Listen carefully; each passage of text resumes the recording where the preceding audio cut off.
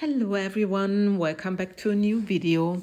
This time I want to create a bowl and I'm using here the oval tray mold. It's the L size and the graceful lines. You see those really fine kintsugi lines in this mold.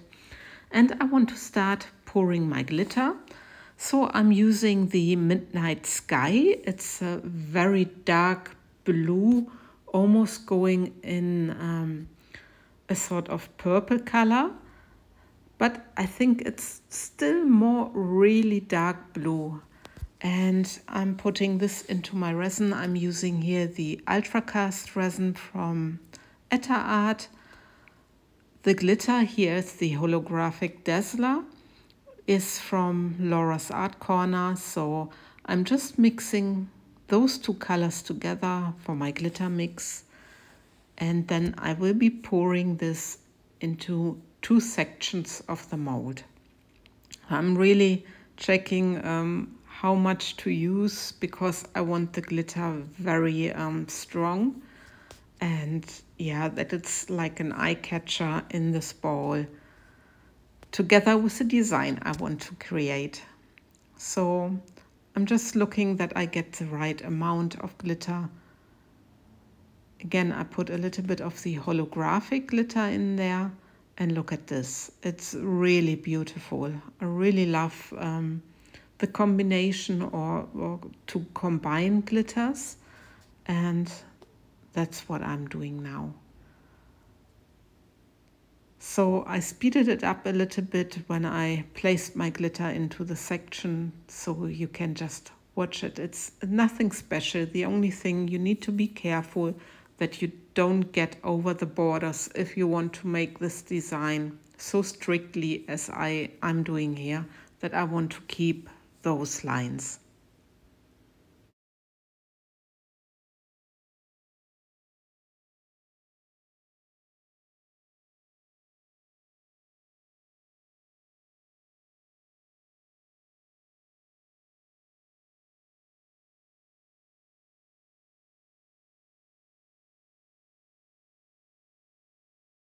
So, and this is now a couple of hours later. I guess I waited around about 5 hours, and now I'm starting with my design. I'm just pouring again the Ultracast resin into, or I'm dividing this into my cups. And then I start, yeah, you see, I struggled because in one cup I did a little bit too much, then too less, then I put it back.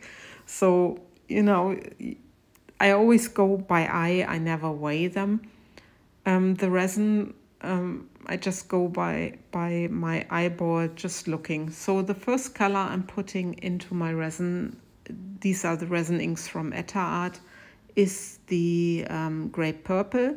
Then I'm taking the elderberry, and the last color is the slate gray. So all the resin inks are from Etter Art.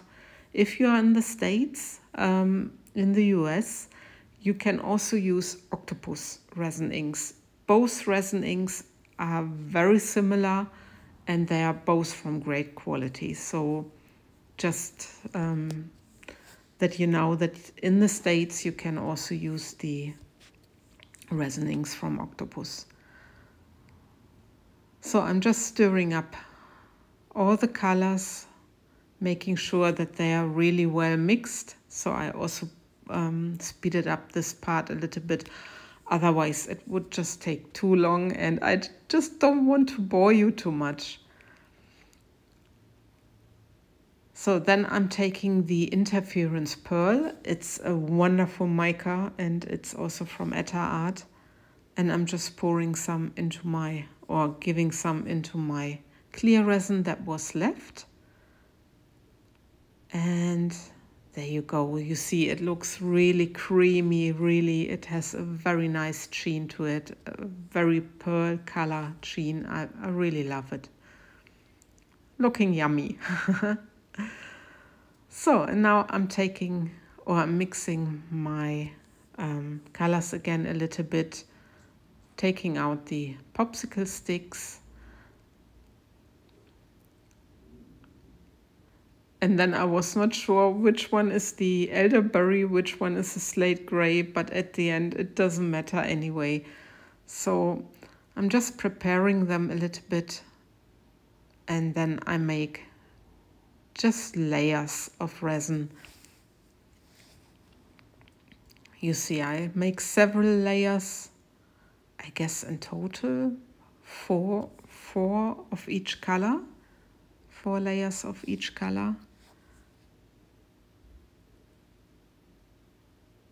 And it's really fun to do, and it's a very easy technique. You know, I want to get the crackle effects again, and I just adore this kind of pour. So